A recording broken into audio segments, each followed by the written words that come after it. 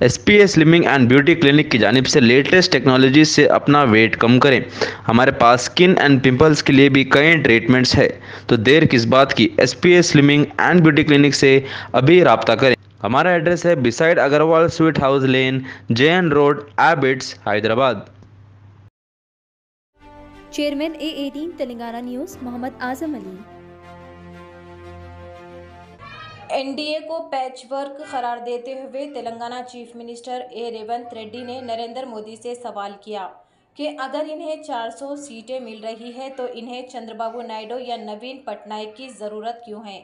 मोदी और केसीआर की वजह से 50 रुपये की चौथाई बोतल शराब की 200 रुपये में हो गई। इनका कहना था कि वाजपेयी शाइनिंग इंडिया 2004 में, लेकिन सोनिया गांधी की क़यादत में यूपीए जीत गई।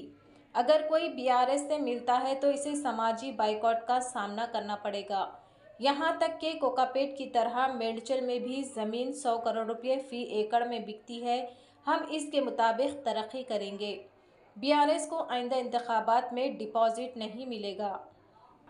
రాబోయే ఎన్నికల్లో మీరు ఆలోచన చేయండి।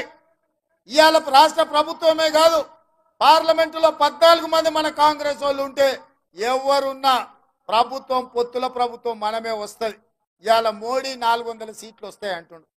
400 సీట్లు వస్తే పొత్తు పెట్టుకోనికి చంద్రబాబు నాయుడు ఎందుకు, ఒరిస్సాలో నవీన్ పట్నాయక్ ఎందుకయ్యా నీకు? నీ సంసారం చక్కగా ఉంటే ప్రతి రాష్ట్రంలో ఒక్కొక్కరిని కలుస్తున్నావు కదా। మహారాష్ట్రలో శివసేనను చీల్చినావు, ఎన్సీపీని చీల్చినావు, కర్ణాటకలో పోయి దేవగౌడతో పొత్తు పెట్టుకున్నావు, ఆంధ్రప్రదేశ్లో పోయి చంద్రబాబు నాయుడుతో పొత్తు పెట్టుకున్నావు, ఒడిశాలో పోయి నవీన్ పట్నాయక్తో పొత్తు పెట్టుకున్నావు, బీహార్లో పోయి నితీష్ కుమార్తో పొత్తు పెట్టుకున్నావు, ఉత్తరప్రదేశ్లో పోయి అప్నాదల్ సుప్రియ అప్నాదల్ అనుప్రియ పటేల్తో పొత్తు పెట్టుకున్నావు।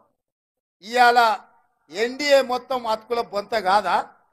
ఇవాళ నిజంగానే నరేంద్ర మోడీ భారతీయ జనతా పార్టీ 400 సీట్లు గెలిచేటట్టుంటే ఈ అతుకుల బొంత ఎందుకు కడుతుండు, ఇంతమందిని ఎందుకు అడుక్కుంటుండో ఒక్కసారి ఆలోచన చేయండి। మనందరం కూడా రాజకీయ నాయకులమే కదా, సర్పంచులమో ఎంపీటీసీలమో కౌన్సిలర్లమో కార్పొరేటర్లమో అయినోళ్ళమే కదా। మనం ఇల్లు తిరిగి అడుక్కుంటున్నామని అంటే మనం ఓడేటట్టు ఉంటేనే కదా మనం ఇల్లు పోయి అడిగేది, శత్రువు ఇంటికి కూడా పోయి।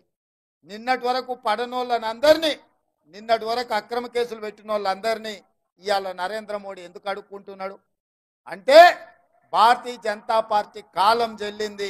ఈ రాష్ట్రంలో 10 ఏళ్ల తర్వాత కేడీని ఎట్లకే బండకేసి కొట్టినరో 10 ఏళ్ల తర్వాత ఢిల్లీలో మోడీని కూడా బండకేసి కొట్టడానికి 140 కోట్ల ప్రజలు సిద్ధంగా ఉన్నారు। ఆ సంగతి నరేంద్ర మోడీ గారికి తెలుసు కాబట్టే ఇవాళ అతుకుల బొంత ఉడుతున్నాడు। కాంగ్రెస్ పార్టీ అధికారంలోకి రాదంటుండు। 2004 కంటే ముందు కూడా గిట్లే మాట్లాడి, వాజ్పేయి గారు ప్రధానమంత్రి ఉన్నప్పుడు షైనింగ్ ఇండియా అని చెప్పారు। వాజ్పేయి గారికి ఎవరు అడ్డమే లేదు, అసలు ఎప్పటికీ కాంగ్రెస్ ఉండనే ఉండదన్నారు। కానీ అలా సోనియా గాంధీ గారి నాయకత్వంలో 2004, 2009 10 ఏళ్ళు యూపీఏ ప్రభుత్వం గెలిచింది। ప్రజలకు లోపల కాలుతుంది। 400 సిలిండర్ 1200 అయింది, 50 రూపాయల పెట్రోల్ 110 రూపాయలు అయింది, 40 రూపాయల డీజిల్ ఇవాళ 100 రూపాయలు అయింది। ఉప్పు, పప్పు, బెల్లం, చింతపండు, మంచి నూనె గురించి నేను చెప్పాల్సిన అవసరం లేదు। అంతెందుకు, కేసీఆర్ మోడీ దెబ్బకు 50 రూపాయలు ఉన్న క్వార్టర్ 200 రూపాయలు అయింది, అవునా కాలే? చాలామంది మా సోదరులకు లెక్క తెలుసు కదా। మరి ఇవన్నీ ఎట్లా ధరలు పెరిగినాయి? ఇవన్నీ ధరలు పెరిగినాక ఇంకా మోడీకి ఓటేస్తారా? ఆయన